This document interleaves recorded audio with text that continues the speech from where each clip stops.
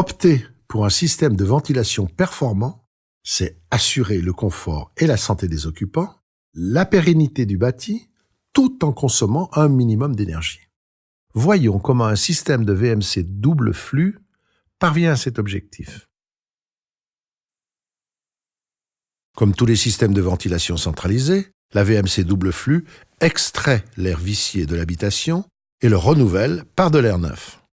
Mais la particularité essentielle d'un système double flux, c'est de faire pénétrer l'air neuf à une température très proche de la température intérieure. Cela est source d'économie d'énergie en été comme en hiver, mais améliore aussi grandement le confort car la température des pièces est bien plus uniforme. Les systèmes simple flux font inévitablement entrer l'air neuf directement depuis l'extérieur. Cela provoque systématiquement un déséquilibre de température dans l'habitation et par conséquent une consommation de chauffage ou de climatisation. Au contraire, les systèmes dits double flux utilisent la chaleur de l'air extrait pour tempérer l'air neuf. La VMC double flux contrôle donc un flux d'air neuf insufflé et un flux d'air vicié extrait, d'où son appellation de double flux. L'installation est un peu plus complexe qu'un système simple flux, mais bien plus économe à l'utilisation. Aujourd'hui, la VMC double flux est le système de ventilation le plus adapté aux bâtiments à basse consommation, dit BBC. Voyons ensemble la circulation de l'air dans l'habitation, puis les caractéristiques principales du caisson double flux. Une installation double flux est composée de deux réseaux de gaines. Un réseau pour le flux d'insufflation et un autre réseau pour le flux d'extraction. Ces deux flux se croisent dans le caisson de ventilation. Rappelons que l'air vicié est toujours extrait depuis les pièces dites techniques, comme la cuisine, la salle de bain, les toilettes. Cela permet d'éviter que les nuisances émises dans l'air de ces pièces ne se répandent dans toute l'habitation. Le flux d'extraction part donc de chaque pièce technique. Par opposition, le flux d'insufflation alimente en air neuf les pièces dites de vie, comme les chambres, le séjour. Le flux d'insufflation est composé d'air neuf, alors que le flux d'extraction est composé d'air vicié, c'est-à-dire chargé de vapeur d'eau, d'odeur et de gaz carbonique, et de tous les autres polluants de l'air intérieur. Le réseau d'insufflation prend l'air neuf à l'extérieur, par une grille généralement située sur un mur. Il est connecté ensuite à la VMC, qui tempère cet air neuf dans sa partie échangeur. Le flux est ensuite dirigé vers un plénum d'insufflation. Ce plénum répartit équitablement les conduits vers chacune des pièces de vie. Le réseau d'extraction part de chacune des pièces techniques et se réunit en un seul flux au niveau du plénum d'extraction. Le diamètre du conduit de la cuisine, 125 mm, est toujours supérieur au diamètre des autres conduits, 80 mm, pour assurer le débit de pointe au moment de la préparation des repas par exemple. Ce réseau d'extraction rejoint ensuite la VMC double flux. Dans l'échangeur de la VMC, ce flux à la température de l'habitation va transmettre sa chaleur au flux d'air neuf. Ici, il n'y a pas un mélange d'air, mais un transfert de chaleur. Une fois qu'il a abandonné sa chaleur, l'air vicié est enfin rejeté par une sortie de toiture ou murale. Ce dispositif complet a l'avantage de maîtriser tous les flux d'air de l'habitation, ce qui fait de la VMC une véritable station de contrôle de l'air intérieur. Puisque tout l'air insufflé est centralisé en un seul flux, il devient possible de le filtrer, ce qui garantit une santé accrue des occupants, particulièrement s'ils sont asthmatiques, allergiques ou sensibles à la pollution extérieure. Placer le caisson double flux dans une pièce de service, plutôt que dans les combles, facilite l'accès aux filtres, pour leur entretien et donc leur efficacité. Avant même de regarder de près le caisson, notons que le bon fonctionnement de l'installation dépend de plusieurs critères. Le choix de l'emplacement de chaque plénum est déterminant pour limiter les longueurs de gaine et les accidents de parcours.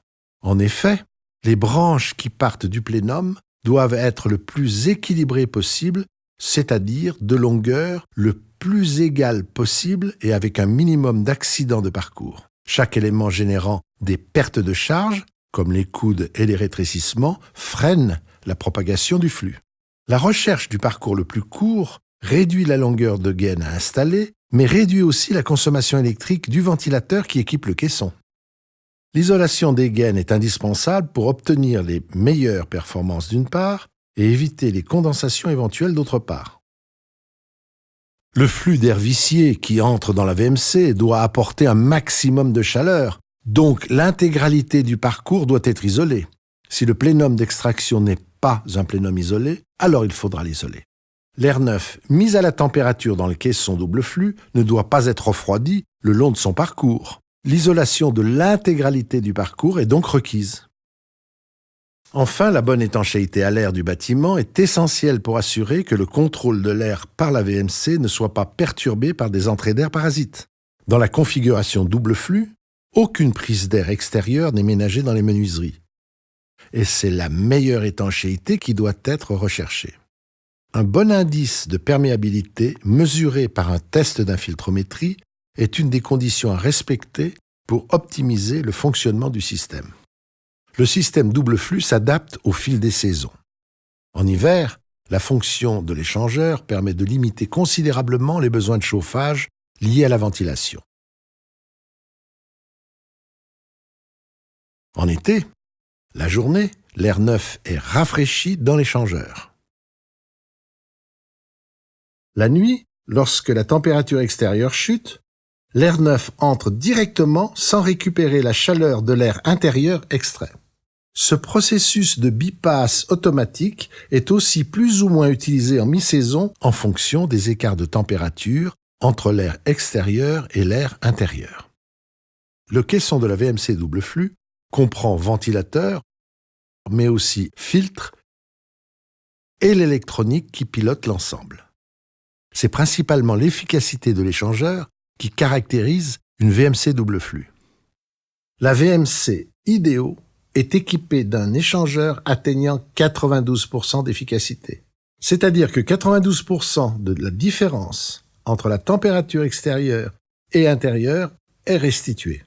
Le recours à des modèles avec échangeur à 60% est certes moins onéreux, mais fait chuter les performances de l'ensemble du système. Le caisson Ideo est équipé de 2 filtres en insufflation, aptes à filtrer successivement différentes tailles de particules.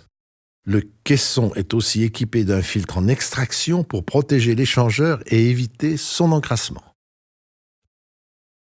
La télécommande radio permet de garder un contrôle visuel permanent, à portée de main, sur l'ensemble de l'installation, de la programmation et sur l'état des filtres, des piles, du bypass.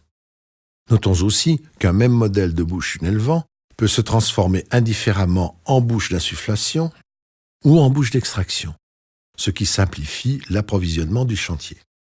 La ventilation double flux est la solution adaptée aux habitations qui visent un haut niveau de performance énergétique. L'échangeur se situant au cœur de la VMC permet de récupérer la chaleur habituellement perdue par l'extraction. La réussite d'une installation réside autant dans la bonne mise en œuvre du réseau de gaine isolé que dans le choix d'un caisson équipé d'un échangeur à très haute efficacité. La VMC double flux réduit considérablement les consommations liées à la ventilation. Elle apporte des avancées concrètes en termes de confort et de santé, tant des occupants que des bâtiments.